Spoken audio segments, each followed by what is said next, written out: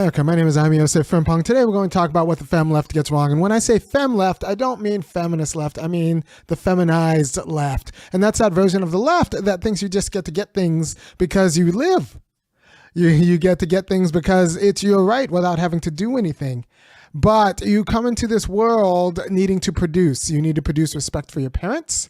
You need to do what they tell you, which is not always going to be what you immediately want when you want to do it. And it's for your own good often, but sometimes it's in a particular way that you wouldn't agree, and you won't agree as an adult, and you have to do it anyway because you have a duty to produce that sort of fealty, even if it's not the quality of activity you would choose. You have a duty to produce, and how this is specifically exercised is there's going to be some wiggle room around it in modernity where you don't have to do what you do because of your last name or the clan you're born into necessarily all throughout your life. But it's not an infinite amount of wiggle room. You don't just get to do whatever you want when you want to and expect to be paid for it and expect to earn housing and expect to earn all of the goods of society that's rescued you from nature. You would not last very long in nature. I don't know if you know this, but you would not. You would not last very long in nature. You live in a world that is produced for you, and if you want to be respected and recognized in it as an agent, you need to produce for it, right? So, and production doesn't just look like production in civil society. If you not birth good children, but actually like raise good children, that is a form of production that I don't think society honors as it should. I'm one of these guys who thinks that we should pay parents if their kids test at grade level, right? So it's not just how you produce in civil society that fulfills your duty to produce. It's that you recognize the productive work that needs to get done and do it. We have productive work in our politics that will not get paid, that we don't pay you for, but we expect you to do. You need to go and actually think about and spend the activity of like actually considering who to vote for and what policies to push for and campaign for. Self-governance is a responsibility. It's not just a privilege. It's a responsibility that everyone must exercise. And one of the things that government should do is enable you to fulfill your duty to produce, not tell you that you don't have a duty to produce. And this is one thing both the Poor People's Campaign and the broader left don't get right anyway, because they don't want to call this workerism. And I actually believe that you have to actually work. You live in a world of other people's work. And instead of trying to get things from other people's work and convince yourself that you don't have to work, you need to actually have a policy that enables you to work with fair wages and working conditions and all of that stuff.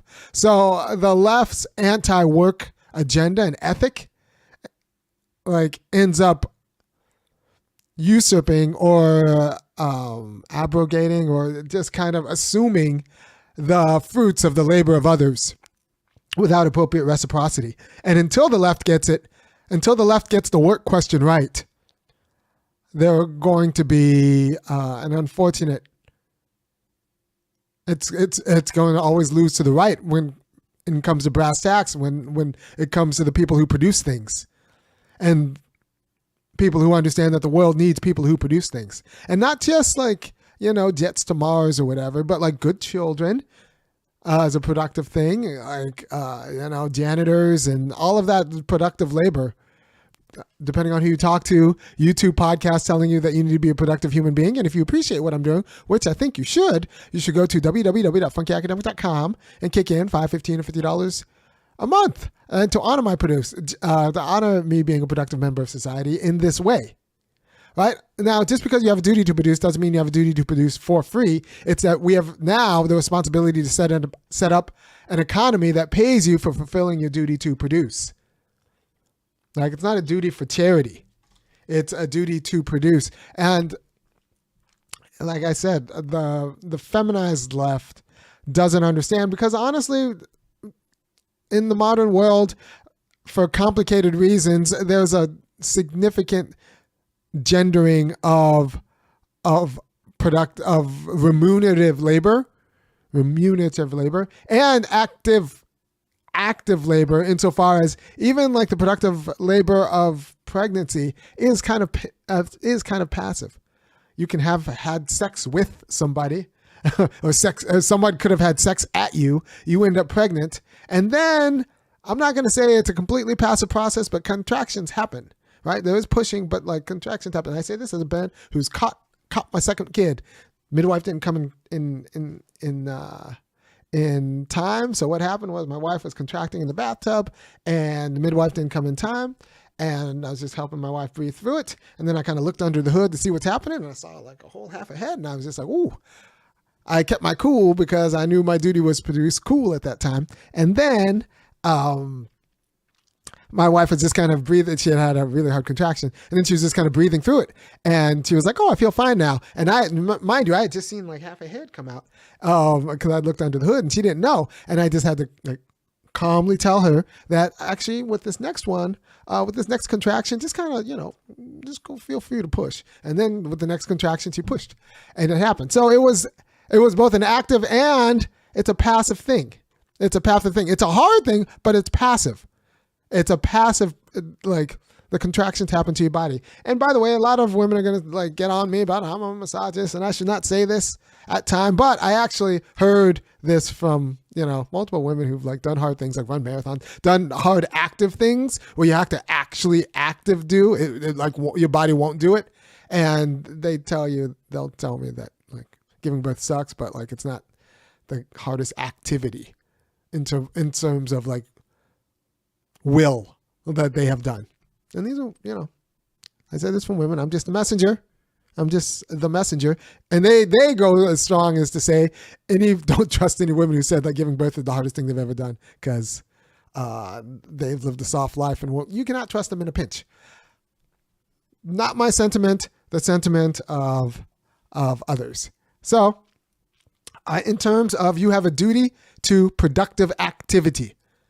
Now that productive activity, that willful activity, the duty to fulfill that willful activity, you're going to have some wiggle room in the specific kind of willful activity that will exercise that duty in the same way that like you have a duty to pay taxes, but how you make money to pay those taxes is up to you. That's the same thing with the productive activity and like how you fulfill that productive activity is up to you. Like there are some guardrails in that, but in a modern society, you should have wiggle room in how you fulfill that productivity. But the idea that you should just get things from a society or in society without having to be productive for that society, either in family, politics, or in civil society, the jobs, is a little bit ludicrous, is dangerous. And this is what the right gets. And this is what the shutdown left. I can call him the feminized left. I can call him the shutdown left. The left that was cool with just shutting down everything except essential employees, of which they weren't too many, don't understand productive labor in the same way. And until that part of the left understands productive labor, it will continue to, at the last moment, lose because they're promising a world of joblessness. A world where you don't have to be productive. And then the Americans who actually know that meaning comes from productive activity within a system will vote against them. Right. So I'm just helping you out. Don't shoot the messenger. The job of government and civil society is to organize and help people be productive, not get people to think that they don't have to be productive in order to get the goods of society, which include like, house, food, and all that stuff. So we should be talking about federal job guarantees and issues like that and getting rid of, I'm going to do a whole show on just the degradation that goes into trying to get a job in the United States, a good job in the United States. My wife, is applying for jobs and the quality of degradation, the chain joking that goes on is really just atrocious. Is atrocious. And as soon as you get that job, you forget how degrading it is. So you just don't care about it. And those people end up being screwed. So I'm going to do a whole show. Maybe my next show is going to be on the casualness with which we treat job seekers, the ethical degradation that goes into job seekers, and what we can do as a society to help people, be gainfully employed and productive, willfully. All right. Thank you for your time. Let me check chat real quick. Hold on. My glasses spoke, so I got my Kareem Abdul-Jabbar goggles on right now.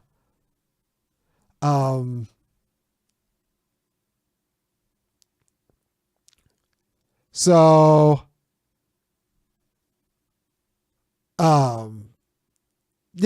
you just have to understand that we need a society that helps people fulfill their productive responsibilities, not a society that denies people the idea that they have productive responsibilities. And I think that's where we are. And that's what I'm helping you try to articulate.